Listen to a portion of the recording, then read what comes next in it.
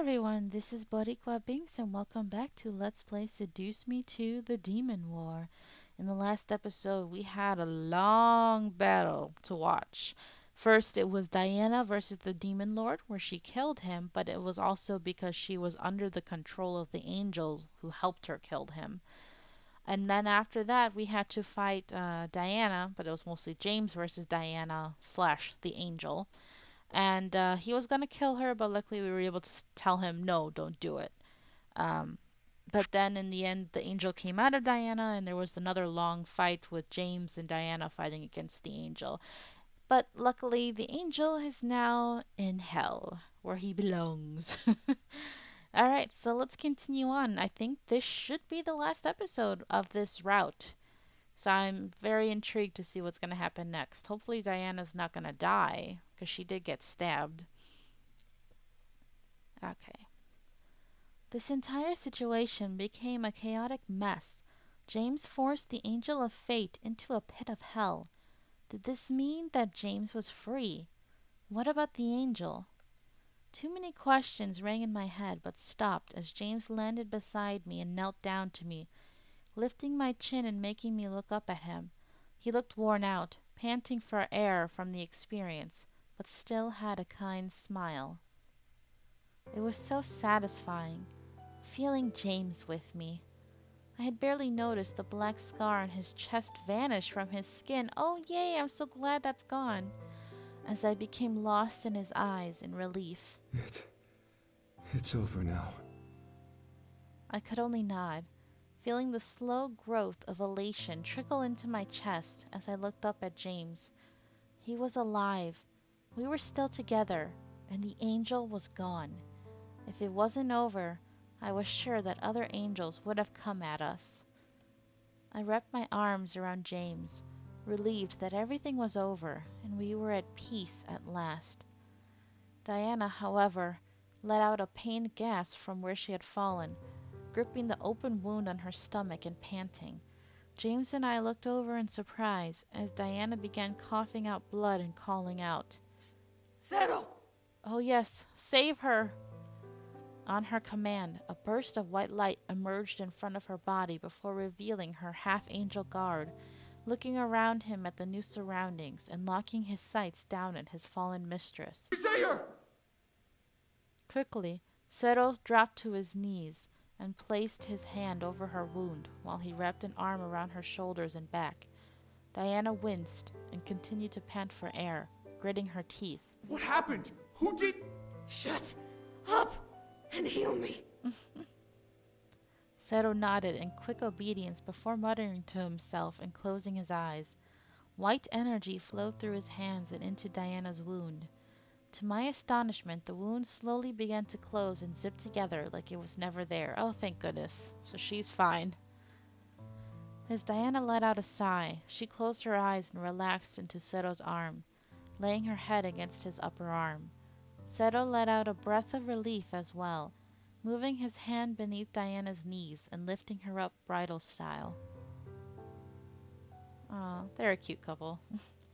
James and I stood as soon as Seto did, facing him as he turned to us and glared hard at James. I gripped onto James's hand, stepping forward to be between the boys as Seto began to walk towards us. What happened? We fought an angel. It has been properly disposed of. Yep.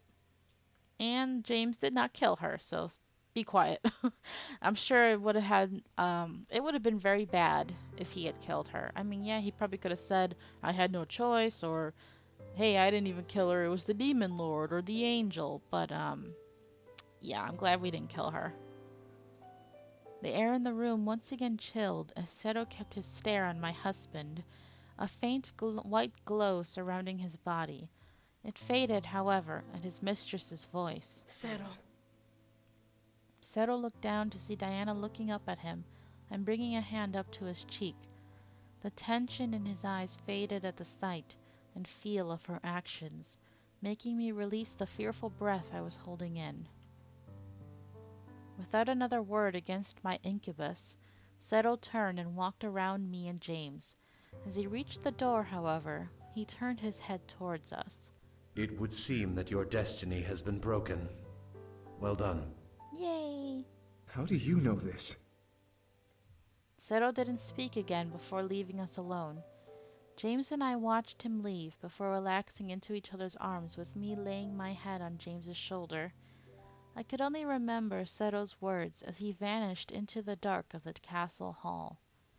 If Sero was right, then James had enough power to break his stone destiny, and him sending the angel packing only confirmed it. Thank God.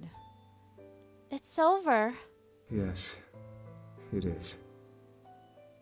James and I held each other tightly, taking in the situation.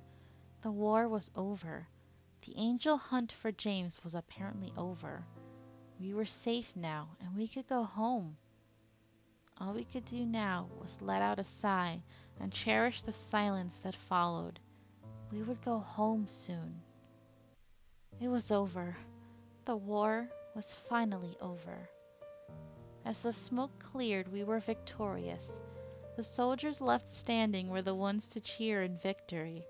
The sky became littered with the howls and cries of the joyful and happy. The tyranny of the demon lord had ended. But what now? Home was now possible. We could go back to the human world, and we could live our lives as we wanted. It was something I desperately wanted, and yet my body was not ready to make the journey just yet. We had to celebrate the success of the war, after all. As the full moon rose over Lilith Castle towards the dawn, the entirety of the demon world celebrated with endless drink and food, laughter and dancing. It was so unreal, but the courtyard that I could see was filled with smiles and happy faces. So here's a concern I have in the back of my mind now. Now that it's over, I'm worried about Diana because her I can't say friends, her fellow rebellion leaders want to kill her because they said she was going mad. And my memory has been erased, so I can't even warn her. That's not good.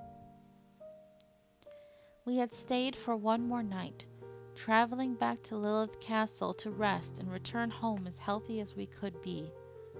After all, we had just gone through a war. One more night in the demon world wasn't going to hurt us. While the majority of the rebellion danced in the courtyard, I remained with the incubi and the rebel leaders, who were all in the royal hall having their own celebration. Drinks were shared and battle stories were exchanged, making some laugh and others roll their eyes. I found myself intrigued at the stories Sergeant told about the front line. As I looked to Diana, however, she simply kept quiet with a small smile on her face. She looked at the incubi and the rebel leaders in silence before walking away from the little party we had.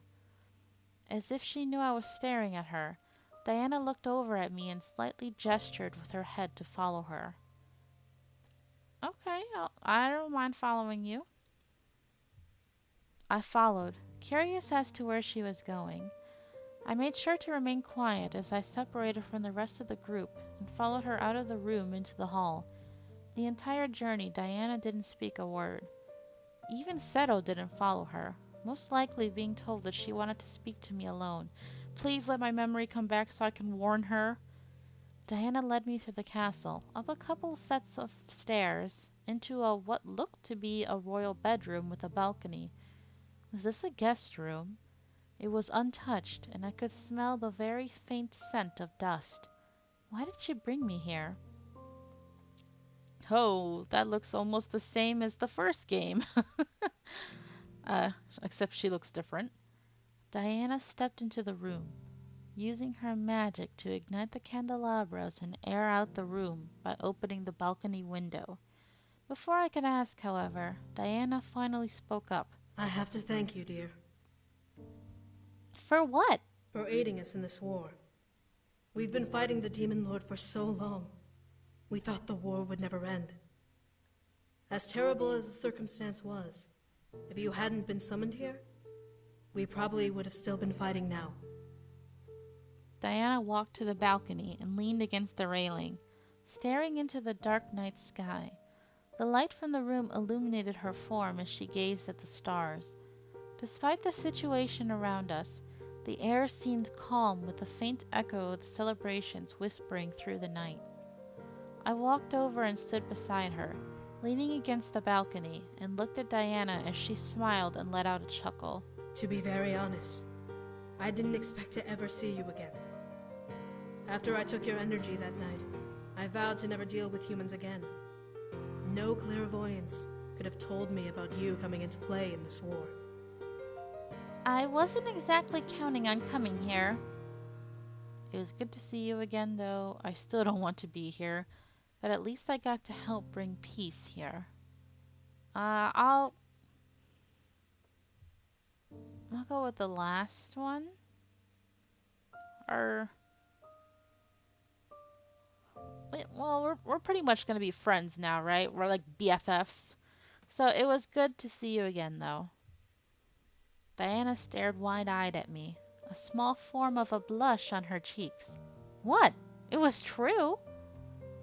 I was able to see another side of her, one that wasn't cruel or ruthless towards me.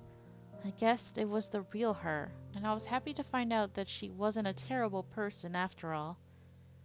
When you were in the human world, I never imagined you to be a nice person. You did everything you could to mess with me and tried to coerce the boys to return. Since I came, I know who you really are. You have a good heart, Diana, and I'm glad to know that now. Diana stared for a while, before smiling softly, her eyes slightly glossing over in a sense of appreciation.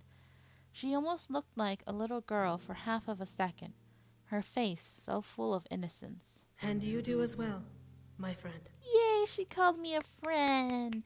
So what's interesting, I actually read a review and they brought up some good points that this game is more about Diana.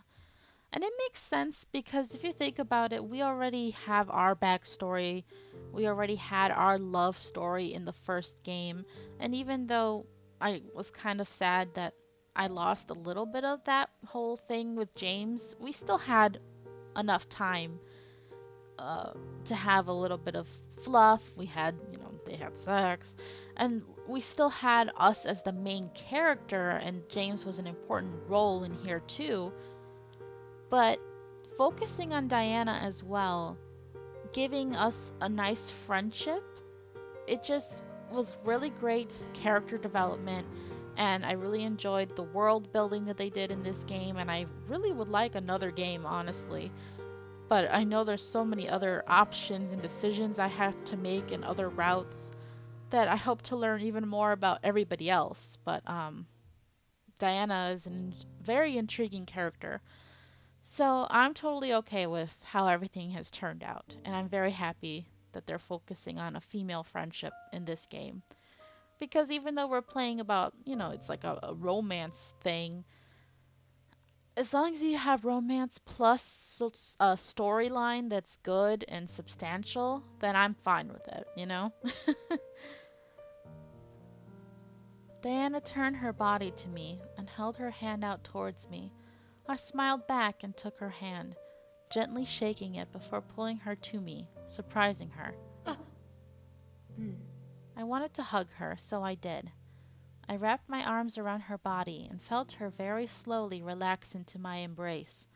With a small breath and what I assumed to be a purr, Diana wrapped her arms around me and hugged me back. See, she needs this. She needs a friend. I'm glad she has Seto as, her true love and all that, but she definitely needed a friend. Never would I have imagined embracing Diana and seeing her not as an enemy, but as a friend. It was mind-boggling, but I was glad to know the real Diana now. Now please, please do not let her get killed by the others. Diana and I pulled away from each other and smiled before she stepped back to her original spot. Oh, I had almost forgotten. I tilted my head at her. What was she talking about?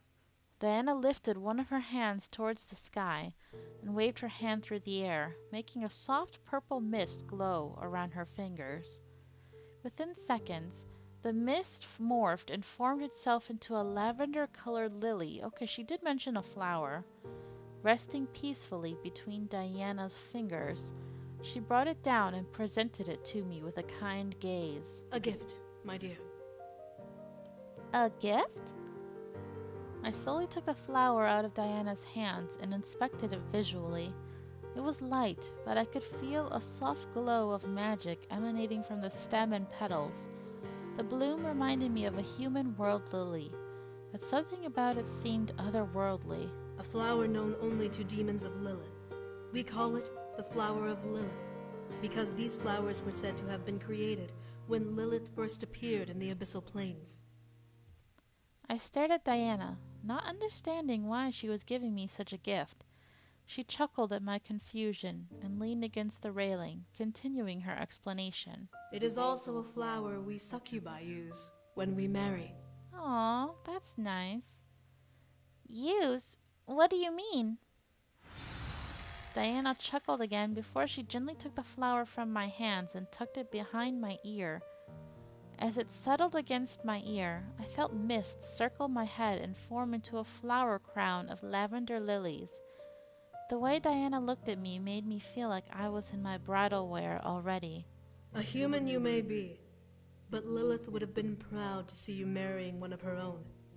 These flowers represent her blessing, and may only crown the worthy. I felt a blush run across my cheeks. This was a blessing? I slowly reached up and ran my fingers along the flower crown adorning my head. I wish I could see a picture of that. I bet it's pretty. Feeling the soft petals against my fingertips. They were almost pulsing with energy. I felt both flattered and honored that a simple flower felt that I was worthy enough to crown my head. Diana let out a sigh and looked back to the sky, making me do the same. One would have expected the sky to be full of smoke or smell of a war's aftermath. The sky was clear, and fresh air drifted through my nose as I inhaled. It was indeed another world, and tonight was my last night in it. Well, you did it! Congratulations! Oh, hi, You Kay. made it to the end of your story. I have to say, I am very surprised at how it turned out. Okay. Nevertheless, I'm glad things worked out in the end, whether it was for the better or otherwise. I mean, not only did James defeat his father, the dreaded demon lord, but both of you took out a band of angels! Seriously! That's wild! Yeah. But I guess it was for the best, or else they would have kept trying to hunt you down and make James the king of the demon world. Angels. So persistent. Okay, so Kay is cool and all, but why didn't we actually see her appear in the main story, you know? Anyways, you've been through a lot, so why don't we skip to... Huh? You want to know what happened after the war? Well, I mean, I guess I could tell you. Yes, tell me. After the war was finished, the entire rebellion celebrated. Word spread far and wide about the rebellion's success, and soon every kingdom in the abyssal plains had become united with the new authority. You would think demons would be more hostile towards each other, being demons and all, but the threat of the demon lord was what brought the entire world together. The entire world united under one banner, the Lilith Crest. Diana became the sovereign of the Nice. entire plane, accepted and loved by practically everyone because of her devotion to the world and her bravery in the war. Okay, so I'm glad the others did not try to kill her. Sero, as devoted as ever, remained by her side as her loyal bodyguard. Aw, but they didn't end up more than that?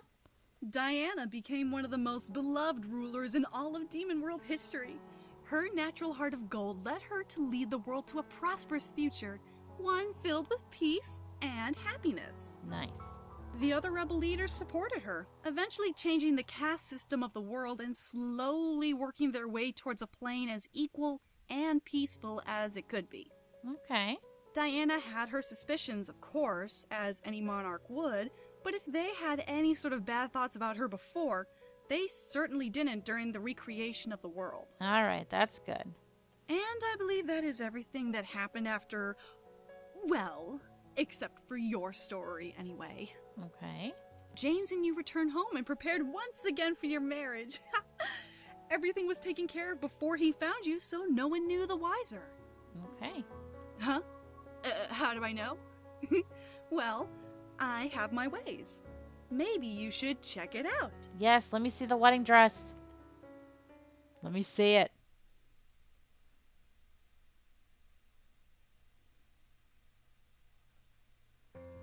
The wedding was perfect. The reception, even more so. Everything that happened to me before the wedding was completely washed away by the nerves that rushed through me and the joy I felt when I finally said, I do. As the wedding bells chimed and the cheers rang through the air as James and I finally kissed. Oh, no picture! I'm so salty. I could almost see my future laid out before me, and it was gorgeous. I could go on and on about the wedding and the honeymoon, but honestly, after the war, I was more concerned of living my life afterwards. Our lives escalated to new heights after we officially became husband and wife. James helped the Anderson Toy Company skyrocket through the business world, now an official Anderson heir, not hair.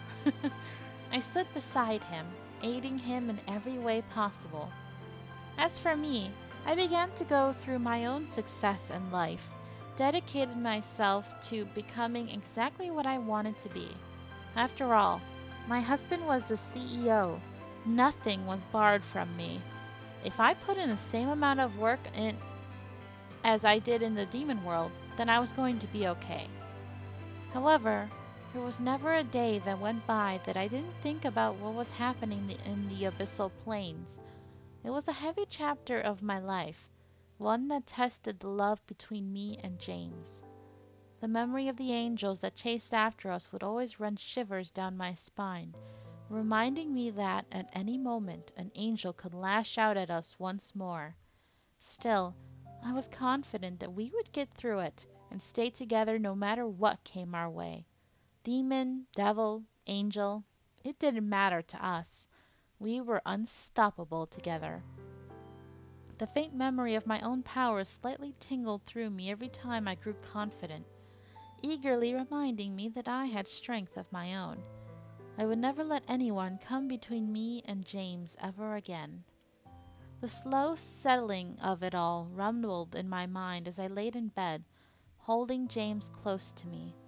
I was so happy to see him every morning, even more so now to occasionally glimpse his wedding ring resting on my ring finger. Aw, he's cute, but I'm still salty we didn't get to see them in their wedding outfits. I couldn't help myself from brushing my fingers over his gorgeous black locks, staring at his closed eyes. How did I ever deserve you? It seemed so unreal, holding him close to me. How lucky was I to have a man who not only was strong, but also intelligent and charming, all in one package. The demon part of him almost became an extra dab of cream on the top. Whenever I looked at him, my heart would overflow in joy. This was indeed true love, and I was the luckiest person in the universe. I softly leaned in and kissed his forehead, needing to show my love even as he slept.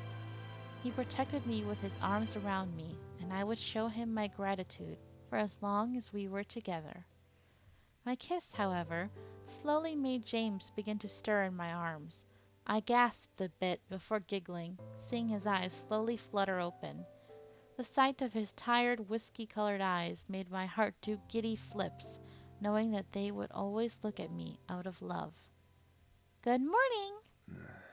Good morning. James nuzzled into the pillow beneath his head, taking a moment to wake up at last before smiling up at me. I smiled back, sliding my body closer to James and nuzzling his chest. How did you sleep? I slept well, but waking up to your smile is so much better. A red blush rushed across my face before I buried my face in James's shoulder, making him laugh and hug me against his chest. The content hum that rumbled in his chest made me smile, despite the embarrassment on my cheeks. I was going to experience this every morning, waking in his arms and feeling complete within them. James gently kissed over my head before squeezing around my waist, making me look up at him and become lost in his loving gaze. What about you? I let a cheesy grin paint across my face before pecking his chin with my lips lightly, making him stare wide-eyed at me in surprised amusement. Sleep was good, but I'd rather be awake with you. James chuckled and kissed my forehead, hugging me tightly to him. Well then, what shall we do today? Huh? Don't you have work? James shook his head and caressed my cheek lovingly. I unconsciously nuzzled his palm, loving the warmth radiating from it, as I stared at James patiently listening. I managed to grab a couple days off. How many days? How does a whole week sound? Wow. I grinned and squeezed him slightly in a hug of my own, making him laugh a bit and kiss my nose sweetly. You're all mine for a week? For a whole week. Though I'm all yours regardless of that. To hear him claim that made my heart skip a beat. No one else to lay claim to him but me, and I was thrilled at that. I rested my head on his chest, listening to his heartbeat as he cradled my head to him and rested his cheek against my hair. So, any ideas? We could go into Chicago and watch a couple of shows, or we could even fly out somewhere if you want. Ah. We can do anything? Anything you want. I thought for a moment, trying to decide what to do. There were so many things available to us, but as I felt myself melt into James's embrace, I closed my eyes and rubbed my head against his chest. How about we lay here for a bit and decide later? With a nod and a laugh, James gave me a loving squeeze and shifted to make himself comfy, allowing me to use his chest as my pillow. While the idea of adventure was enticing, we could save it for when we were ready to really get out of bed. As my beautiful wife wishes. I love you, James. James lifted my chin slightly and stared deep into my eyes with an adoring gaze and smile, making every part of me practically swoon at the sight. I love you too. More than anyone in the world. I will always be here beside you every morning and every night for as long as we live. I believed every word, and let his words embed themselves into my heart, and I would remember them forever. As James finally kissed me, locking lips with mine, he sealed his words. His destiny was to be with me, and I to be with him. No angel could change that. No demon could break that. And that was my perfectly happily ever after. My destiny is with you. T. What's with the T? All right. We get it. Woo! Nice happy ending. But I think we still have room for a sequel in the future, so that's good. Now let's listen to this beautiful song. I wonder if she's going to sing it again.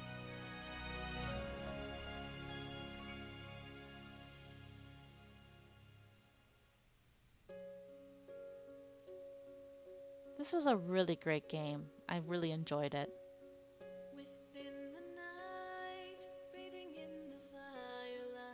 Yep, it is her. I really like the music.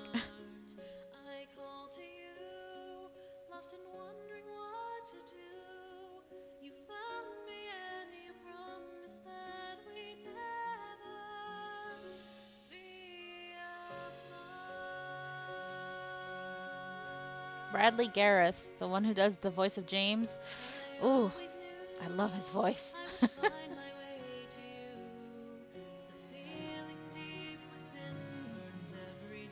Hey, they're showing Suzu and Naomi, but we haven't even seen them in this game. Interesting. I think there's a lot of characters we haven't even met because we haven't done the other storylines yet.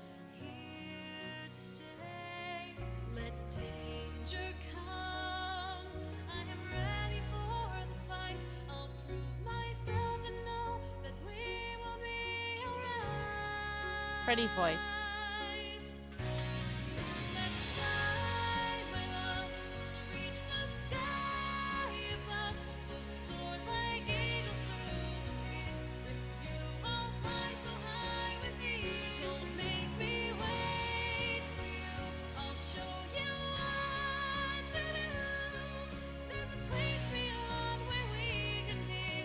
go, Kickstarter backers.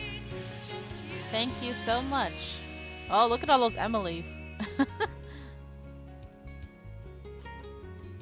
Wow, this game is amazing. So everybody who kickstarted it, thank you. Because the first game was free, which is still amazing. But the fact that this one is such a great game, it's like, wow.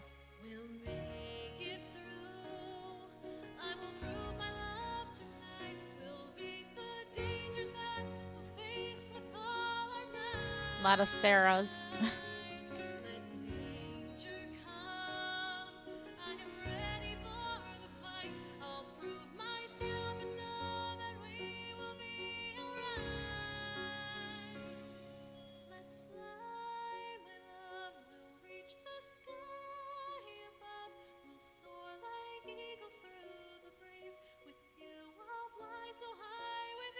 Don't make me wait for you. I'll show you what to do. There's a place beyond where we can be free. Let's fly, my love. We'll reach the sky above.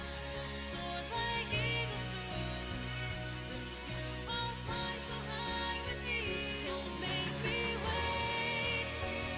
I'll show you.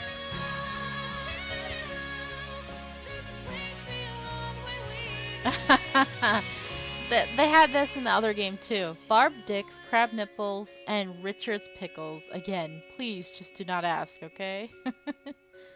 People are always gonna wonder. Oh man, so great. Such a nice music.